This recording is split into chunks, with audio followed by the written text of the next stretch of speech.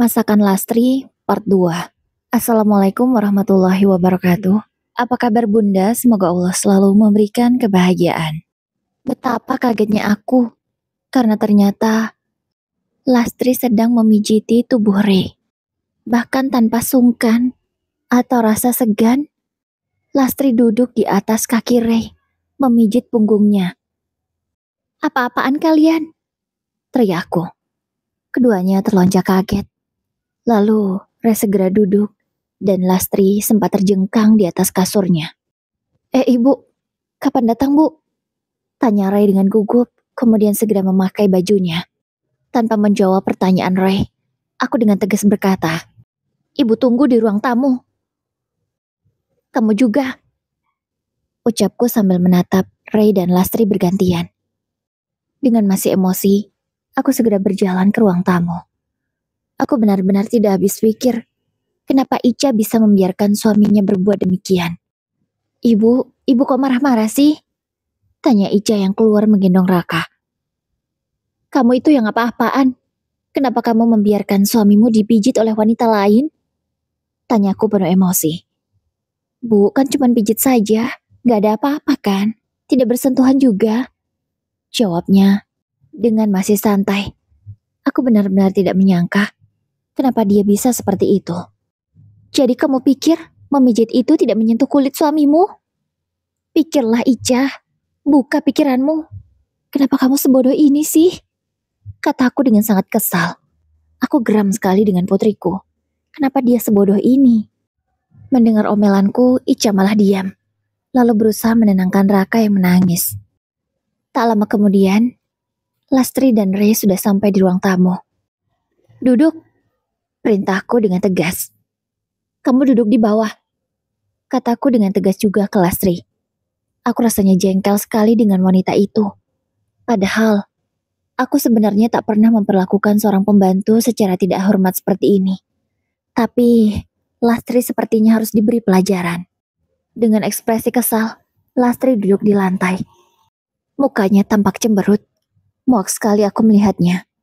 Bukannya merasa bersalah, malah dia yang marah. "Rey, apa yang kamu lakukan dengan Lastri tadi?" tanyaku dengan suara tinggi. "Aku gak ngapa-ngapain bu, aku cuma minta tolong dipijitin sama Lastri karena Ica gak bisa mijitin aku. Katanya perutnya masih sakit bekas jahitan," jawab menantuku itu. "Kenapa harus Lastri? Dan kenapa juga harus di kamarnya?" tanyaku lagi dengan tegas. "Ya kalau di sini aku malu bu, kalau ada tamu gimana?" jawab Rey. Aku hanya bisa menggelengkan kepala.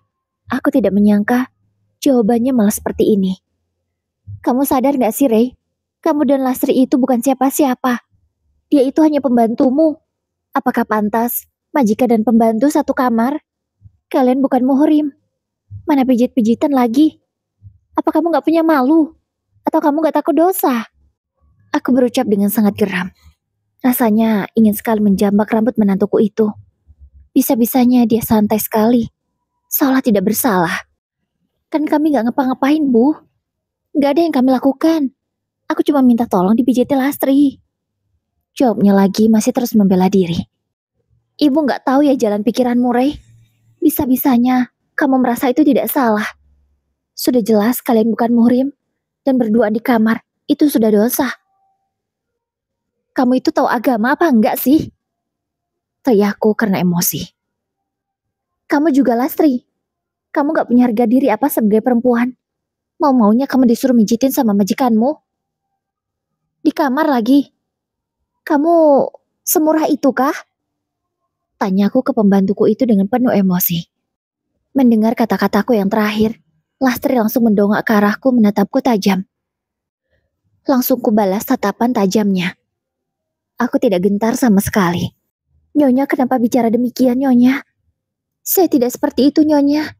Tolong jangan tuduh sembarangan," katanya bernada sedih. Tapi aku sama sekali tidak merasa kasihan. Aku malah semakin benci dengannya.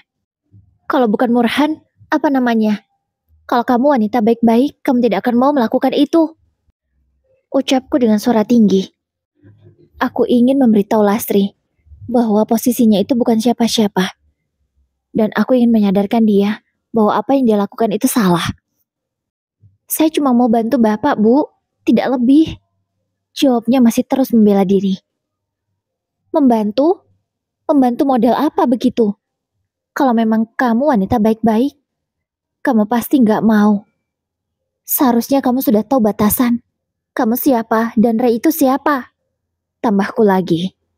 Namun perempuan licik itu malah langsung menangis. Dan dia berakting seolah yang paling tersakiti. Saya tahu, Bu. Saya cuma pembantu di sini. Tapi saya cuma mau bantu majikan saya yang sedang tidak enak badan. Gak lebih. Saya gak bermaksud aneh-aneh. Katanya memelas ke Ica. Aku semakin muak. Aku tidak menyangka dia pandai sekali memutarbalikkan fakta dan playing victim. Udahlah, Bu. Gak apa-apa kok, mereka kan gak ngapa-ngapain juga. Ucap putriku malah membela Lastri. Astagfirullah, Ica. Bisa-bisanya kamu membela pembantumu ini? Dia itu sudah salah. Suamimu juga salah. Kamu kok gak sadar juga sih? Ucapku geram. Aku tidak menyangka Ica masih tetap berpikir bahwa mereka tidak salah dan tidak ada apa-apa. Sudah ya, ibu gak mau kalau di rumah ini sampai terjadi sesuatu yang menjijikkan. Sekarang juga, kamu saya pecat, Lastri. Meskipun bukan saya majikan kamu di sini, tapi yang membawa kamu ke rumah ini adalah saya. Jadi saya merasa berhak jika kamu sudah tidak sesuai dengan jalurnya. Silahkan kemasi barang-barang kamu dan pergi sekarang. Teriakku. Bukannya langsung pergi, Lastri malah memohon lagi ke Ica. Bu, saya nggak mau dipecat. Saya kan nggak salah, Bu. Ucapnya memelas. Bu, bisa nggak dibicarakan baik-baik? Kini Ica malah melihatku dan memohon agar Lastri tidak dipecat. Nggak bisa, Ica. Pokoknya ibu mau Lastri dipecat. Kalau kamu mau jadi anak yang berbakti, nurut ke ibu. Kataku lagi. Aku sudah tidak tahu bagaimana caranya untuk menyelamatkan rumah tangga anakku. Aku hanya ingin berusaha dan menyingkirkan jika memang Lastri adalah penyebab dari kehancuran rumah tangga anakku yang sekarang. Bu, berilah kesempatan ke Lastri ya. Kami janji nggak akan kayak gini lagi. Kini malah Ray yang memohon. Nggak bisa, Ray. Pokoknya, keputusan ibu sudah bulat. Lastri ibu pecat. Ucapku tegas. Sudah, Lastri, tidak usahlah memohon kepada majikanmu. Karena semua itu tidak akan merubah apapun. Keputusan ada di saya. Cepat bereskan barangmu sebelum saya laporkan ke polisi. Ancamku. Wanita itu malah menangis. Namun ia berjalan ke belakang. Bukannya menenangkan istrinya atau apa, Ray malah mengejar pembantu itu. Karena geram, aku langsung menyusulnya. Aku ingin tahu apa yang mereka bicarakan. Maafin aku. Aku janji bakalan bikin kamu bisa kerja di sini lagi. Maafin aku ya. Ucap Ray yang ada di dalam kamar Lastri. Iya, menantuku itu ikut masuk ke dalam kamar pembantu itu lagi. Ini benar-benar tidak wajar. Kalau memang hanya majikan dan pembantu tidak mungkin seperti ini. Namun, tidak ada jawaban yang keluar dari mulut Lastri. Ia hanya diam. Dan tak lama kemudian sudah keluar membawa tasnya. Cepat pergi dari sini, jangan pernah kembali lagi. Teriakku. Aku pun tak lupa memberikan uang untuknya. Anggap saja itu gajinya bulan ini. Ini pesangonmu ya, dan jangan pernah kembali lagi. Ucapku sambil memberikan uang 2 juta rupiah ke Lastri. Dia menerimanya dengan acuh, kemudian segera keluar dari rumah anakku ini. Setelah kepergian Lastri, suasana hening. Ica tak berbicara apapun, apalagi Ray. Menantuku itu malah terlihat sangat menyesal dan merasa bersalah. Aku yakin dia merasa bersalah bukan karena perbuatannya dengan Lastri, melainkan karena ia tak bisa mencegah kepergian Lastri. Kamu kenapa, Ray? Kayaknya sedih banget. Kamu kehilangan pacarmu ya? Tanyaku menyelidik. Ibu ngomong apa sih? Gak ada kok, Bu. Gak ada apa-apa. Jawabnya dengan acuh, kemudian masuk ke dalam kamarnya. Kamu ngeliat gak sih kalau suamimu aneh? Ditinggal pembantu kayak ditinggal siapa aja. Tanyaku ke Ica. Mungkin Mas Ray sedih, Bu. Karena gak bisa ngerasain lagi masakan Lastri yang enak. Jawab putriku itu. Namun di otakku berpikir lain. bukan masakan Lastri yang tidak bisa dia cicipi lagi, melainkan hal yang satu itu, pikirku. Sekarang aku jadi teringat kalau putriku ini akhir-akhir ini seperti bukan dia. Apa yang bisa aku lakukan ya? Karena menurutku ini bukan Ica. Mana mungkin dia bisa membiarkan suaminya berduaan dengan wanita lain di dalam kamar. Dan dia merasa biasa saja. Malahan membela wanita itu. Itu kan sangat aneh. Nantilah, coba aku bicarakan dengan ayah Ica. Sesampainya di rumahku. Ya, ayah tahu nggak? Kalau tadi ada apa? Tanyaku ke Mas Indra, ayahnya Ica. Ada apa, Bu? Kan aku nggak ke rumah Ica, jadi nggak tahu apa-apa. Jawabnya bingung. Aku pun menceritakan semua yang terjadi. Mas Indra sangat terkejut. Dia tidak menyangka kalau ternyata Lastri seperti itu orangnya. Karena selama di rumah kami dia terlihat begitu baik dan polos. Ya sudah Bu, nanti coba ayah tanyakan ya ke teman ayah. Karena sepertinya beliau mengerti hal-hal beginian. Kata Mas Indra tentang Ica yang aneh menurutku. Semoga kami segera mendapatkan solusi yang terbaik. Sehari kemudian setelah kepergian Lastri, seperti biasanya, aku berkunjung ke rumah Ica untuk membantunya mengurus Raka. Rai mana nak? Tanyaku dengan lembut. Aku nggak tahu Bu, dari semalam Mas Rai nggak pulang. Jawab putriku itu dengan sedih. Apa? Semalaman dia nggak pulang? Setelah Lastri pergi? Tanyaku memastikan. Anakku itu hanya mengangguk. Astagfirullah. Ada apa sih, Rey? Kenapa kok jadi gini? Ucapku bingung. Karena kenapa setelah kepergian Lastri, Rey malah semakin aneh. Di malam harinya, Rey baru pulang sekitar jam 10 malam. Dari mana kamu, Rey? Tanyaku tegas ke menantuku itu. Dari luar, Bu. Jawabnya acuh. Kamu kok bisa sih ninggalin anak sama istrimu, gak pulang semalaman? Tanyaku lagi dengan tegas. Terus, kamu tidur di mana? Sambungku. Aku tidur di hotel. Jawabnya pelan. Apa? Tidur di hotel? Tidur sama siapa di hotel? Tanyaku emosi. Ya sendirilah Bu, mau sama siapa lagi? Aku cuma butuh waktu untuk menenangkan diri. Masa nggak boleh? Jawabnya lagi kini mulai kesal. Menenangkan diri? Memang kamu punya masalah apa? Tanyaku. Udahlah Bu, aku mau istirahat, capek. Jawabnya malas kemudian masuk ke dalam kamar. Aku sebenarnya ingin mencecarnya lagi. Tapi aku takut jika dibilang terlalu ikut campur. Akhirnya, aku bicara ke Ica. Nak, coba kamu tanya ke suamimu, sedang ada masalah apa? Karena kata ayahmu di kantor tidak ada masalah apa-apa tuh. Jadi ibu bingung, dia punya masalah apa? Sampai tega ninggalin kamu semalaman begini? Ucapku ke Ica. Iya Bu, nanti coba Ica tanyakan ke Mas Ray ya. Jawabnya. Iya, ya sudah, kalau gitu ibu pulang dulu ya. Supaya kalian punya waktu untuk ngobrol berdua. Jaga diri dan Raka baik-baik ya. Jangan lupa kalau makan berdoa. Kataku mengingatkannya. Iya Bu, Ica gak akan lupa itu. Jawabnya sambil tersenyum, kemudian menyalimi tanganku. Aku segera pulang ke rumah. Meskipun hatiku tidak tenang, tapi aku harus memberikan kesempatan ke menantu dan anakku untuk bicara berdua. Keesokannya, sekitar siang hari, aku berkunjung ke rumah Ica karena ingin tahu bagaimana keadaannya. Apakah dia sudah berbaikan dengan suaminya atau belum? Namun betapa kagetnya aku ketika masuk ke dalam rumah Ica. Rumahnya dalam keadaan berantakan. Sampah bekas makanan ada di mana-mana. Belum lagi sampah tisu yang berserakan.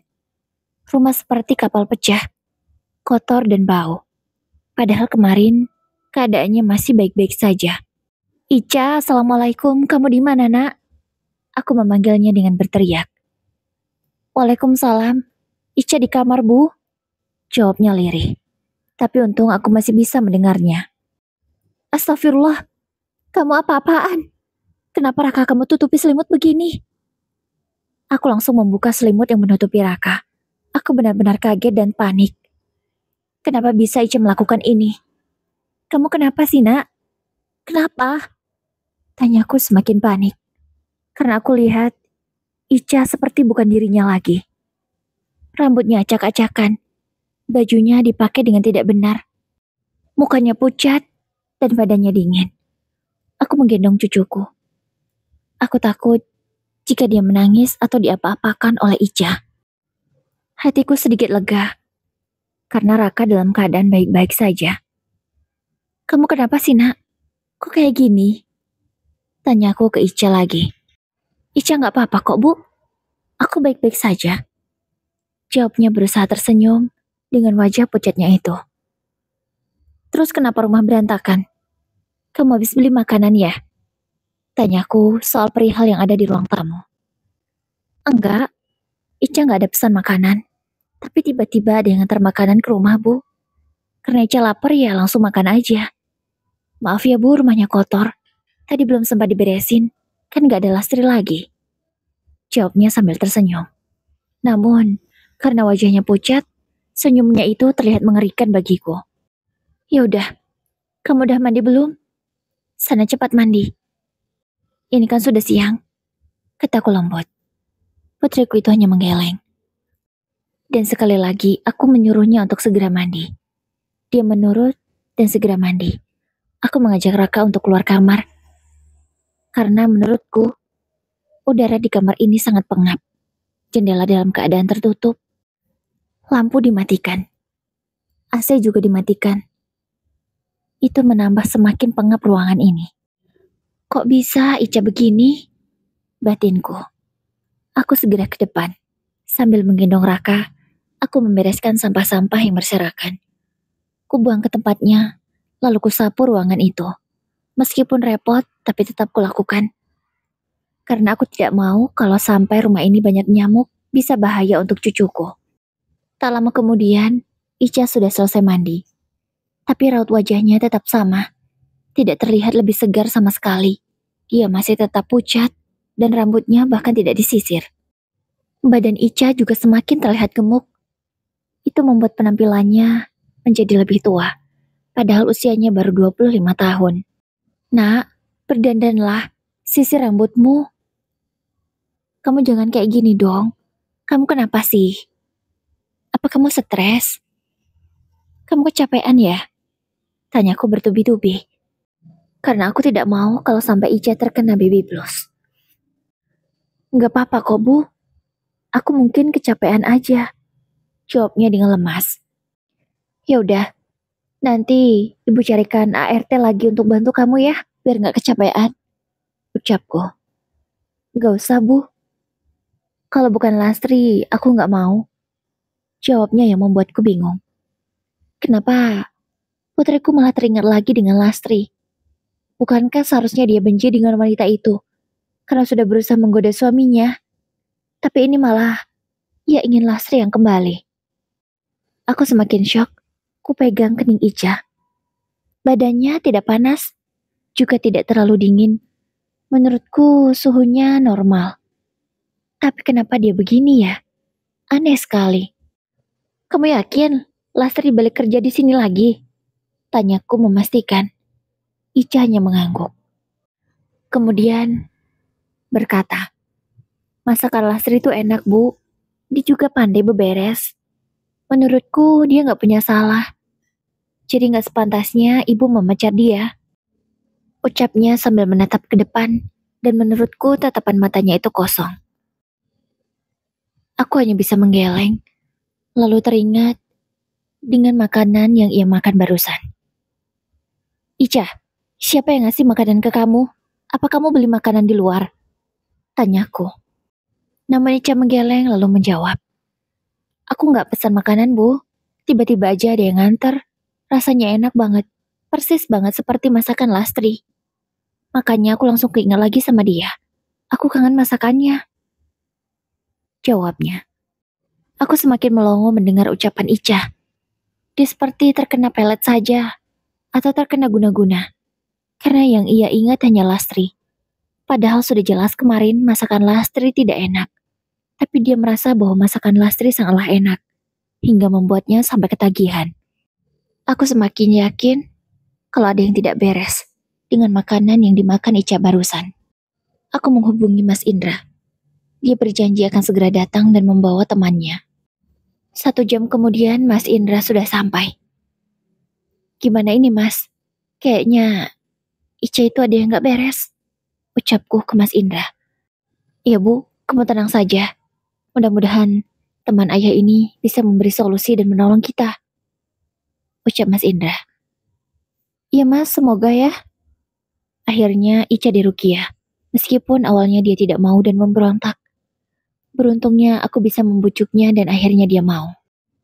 Baru beberapa ayat yang dibacakan, Ica sudah memberontak. Dia seperti orang kesurupan. Aku tidak bisa terus mendampinginya karena Raka rewel. Jadi aku harus menenangkannya di luar rumah. Di luar Raka baru diam. Walau sebenarnya bayi usia segitu tidak bagus jika di luar lama-lama. Tapi mau bagaimana lagi? Aku hanya bisa menenangkan Raka di teras. Sementara Ray, aku tak tahu dia kemana. Karena di hari tadi dia belum kembali. Sudah ditelepon oleh suamiku berkali-kali tapi tidak diangkat. Padahal panggilannya tersambung. Dari luar, aku bisa mendengar kalau Ica berteriak kesakitan. Rasanya hatiku tak tega. Tapi ini mungkin yang terbaik untuknya. Karena aku ingin masalah rumah tangga Ica segera selesai. Aku malah lebih tak tega jika dia terus tersakiti. Hampir 1 jam, Ica diruqyah dan akhirnya sudah selesai. Dia sudah lebih tenang, meskipun masih sedikit linglung. Ibu, aku di mana? Tanya Ica setelah agak sadar. Kamu di rumahmu, Nak? Jawabku. Apa iya, Bu? Perasaan tadi aku nggak di sini deh, katanya. Jawaban Ica membuatku bingung. Padahal sedari tadi dia di rumah ini tidak kemana-mana. Tapi dia merasa kalau tidak ada di rumah ini. Kata teman suamiku, itu salah satu dari gangguan yang ia terima. Astagfirullah, aku tidak menyangka kalau ternyata putriku terkena hal gaib. Selama ini aku berpikir kalau hal semacam itu tidak ada. Tapi sekarang aku mengalaminya di depan mataku sendiri. Pak Ustadz, kira-kira dari mana ya hal seperti itu menyerang Ica? Tanyaku ke Ustadz yang meruqyah Ica. Kalau sampai gini biasanya lewat makanan, Bu. Apa Ica memakan masakan dari orang lain? Tanya Ustadz itu. Aku pun menjelaskan siapa yang memasak selama ini. Aku juga menceritakan kejanggalan yang aku temui. Bisa jadi, Bu, dari situ makanan yang membuat anak ibu seperti ini. Tapi kita nggak boleh suuzon. Kita doakan saja semoga Ica segera sembuh. Jawabnya dengan bijak. Aku pun setuju dengan pendapat Ustadz itu. Dan dia mengingatkan agar tidak menerima makanan dari siapapun untuk sementara waktu. Karena takutnya makanan itu membawa pengaruh buruk. Beberapa hari kemudian, Ray baru pulang. Aku tak tahu dia dari mana. Aku sangat geram. Karena dia seperti bukan suami yang bertanggung jawab. Padahal selama ini yang aku tahu dia suami yang baik dan pengertian. Tapi sekarang tiba-tiba berubah tidak karuan. Kamu gimana sih, Ray? Udah tahu istrinya lagi sakit. Kamu malah keluyuran gak jelas dan gak tahu kemana. Tanyaku dengan kesal ke menantuku itu. Ya elah, Bu. Aku kan cuma main sebentar. Masa gak boleh sih? Jawabnya enteng. Main sebentar? Sebentar gundulmu? Kamu sudah gak pulang berhari-hari. Kamu bilang sebentar? Kataku emosi. Namun ia masih tetap berusaha membela diri dan membenarkan apa yang ia lakukan. Sepertinya menantuku ini harus diruqyah juga. Kayaknya otaknya ada yang konslet. Tapi dia menolak dan malah marah-marah karena dia merasa dia baik-baik saja dan tidak perlu diruqyah karena dia tidak kesurupan. Tapi semakin hari Ray semakin aneh. Gelagatnya sangat mencurigakan. Dia selalu pulang larut malam bahkan tidak pulang. Semenjak diruqyah, Ica tak berani di rumah sendirian jadi aku selalu menemaninya. Apalagi kalau suaminya sudah tidak pulang. Aku pun selalu menginap di sana. Karena siapa lagi kalau bukan aku yang menemani Ica. Kalau besanku sih tak usah diharapkan. Dia memang setuju dengan pernikahan anaknya. Tapi, dia sama sekali tidak mau merawat Ica. Menemaninya pasca persalinan saja tidak pernah. Hanya datang sekali atau 2 kali kalau nggak salah. Keterlaluan memang. Seharusnya dia punya cucu itu bahagia. Karena Ray itu juga anak tunggalnya. Tapi responnya sangat berbeda sekali. Tidak sepertiku yang sangat antusias. Tapi ya sudahlah, terserah dia. Mau peduli ke anakku atau tidak terserah. Yang penting, aku masih sanggup menyayangi anakku dan menjaganya. Waktu terus berlalu. Kini usia cucuku sudah genap 1 bulan. Dia semakin pintar dan sehat. Alhamdulillah, meskipun melalui proses yang sangat sulit, tapi dia tumbuh dengan baik, tanpa terganggu sama sekali. Namun tidak dengan ayahnya. Ayahnya semakin hari semakin aneh. Jarang pulang dan pergi tanpa pamit. Kalau diingatkan, dia malah marah dan mengamuk. Itu membuat kesabaranku habis. Aku tak tahu harus bagaimana lagi menghadapinya. Diam-diam, aku menyuruh seseorang untuk membuntuti kemana Ray pergi. Aku ingin tahu apa yang dia lakukan di luar kalau tidak pulang. Kami semua sangat syok setelah tahu apa yang Ray lakukan ketika di luar. Orang suruhanku mengirimkan banyak foto kepadaku. Di foto itu terlihat jelas kalau Ray pulang ke sebuah rumah kontrakan. Dan kalian tahu siapa yang menyambut? Yang menyambutnya adalah Lastri. Iya, dia pulang ke kontrakan Lastri. Aku benar-benar tidak menyangka kalau ternyata mereka ada hubungan di belakang anakku. Tanpa menunggu waktu lama dan membuang-buang waktu, Mas Indra langsung mengajukan gugatan cerai untuk Ica. Ia tak rela jika anak satu-satunya disakiti. Begitu juga aku. Aku tak akan pernah terima hal ini. Aku tak akan biarkan Ray bahagia hidup di dunia. Mas Indra langsung memutus kerjasama dengan Ray. Lagi pula, saham yang Ray miliki tidak seberapa. Sehingga sangat mudah sekali untuk menyingkirkannya. Aku memang tak pernah lupa dengan hutang budi kami ke orang tua Ray. Tapi kalau begini anaknya, aku tidak akan tinggal diam. Aku juga sudah memberitahu besanku apa yang terjadi. Kupikir dia akan marah-marah ke anaknya. Tapi, ia malah menyalahkan Ica. Dia menganggap putriku tidak bisa menjaga suaminya. Dan tidak bisa mengurus Ray dengan baik. Aku jengkel sekali mendengar kalimat itu. Aku sangat sakit hati. Padahal anaknya yang salah. Malahan Ica yang terus-terusan dituduhnya. Aku tak mau lagi berdamai dengan keadaan. Apalagi berdamai dengan Ray dan ibunya. Aku sudah tidak bisa bersabar lagi. Apa yang mereka lakukan membuatku terpaksa harus menindak tegas dan akhirnya melaporkannya ke polisi. Iya, kulaporkan Ray ke polisi atas tuduhan perselingkuhan. Dan memang benar kalau mereka itu selingkuh. Dan lebih gilanya lagi, ternyata apa yang aku duga selama ini benar adanya. Kalau Lastri menggunakan hal-hal gaib untuk merusak anakku. Hal itu Lastri lakukan karena memang dia menyukai Ray. Dia ingin membuat Ray benci dengan Ica. Dan usahanya berhasil. Ray sudah benar-benar benci dengan Ica dan sudah bisa mencintainya. Sehingga Ray menurut apapun yang ia katakan. Singkat cerita, Ray ditangkap dan dijebloskan ke penjara. Hal yang sama juga terjadi pada Lastri. Karena dia menjadi selingkuhan dari Ray. Mereka akan mendapatkan ancaman penjara kurang lebih beberapa tahun. Semoga hal itu bisa membuat mereka jera.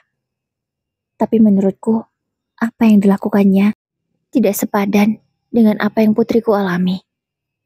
Sekarang Ica trauma, dia sering menangis tidak jelas. Bahkan karena hal itu, dia tidak bisa mengurus Raka dengan baik. Aku membawa Ica berobat ke rumah sakit, menemui psikolog, meruqyahnya, dan dia harus mengkonsumsi obat-obatan. Bukan sebentar, putriku bisa memulihkan traumanya. Keadaan Ica baru pulih setelah 3 bulan ia berjuang untuk melawan rasa sedih yang selama ini ia pendam. Sebagai ibu, tentu aku tak tega. Aku hanya bisa berdoa. Semoga putriku kuat untuk menjalani kehidupan yang berat ini. Karena masih ada Raka yang harus ia perjuangkan. Aku akan selalu mendampinginya dan menjaganya dengan baik. Sampai aku tidak ada lagi di dunia ini.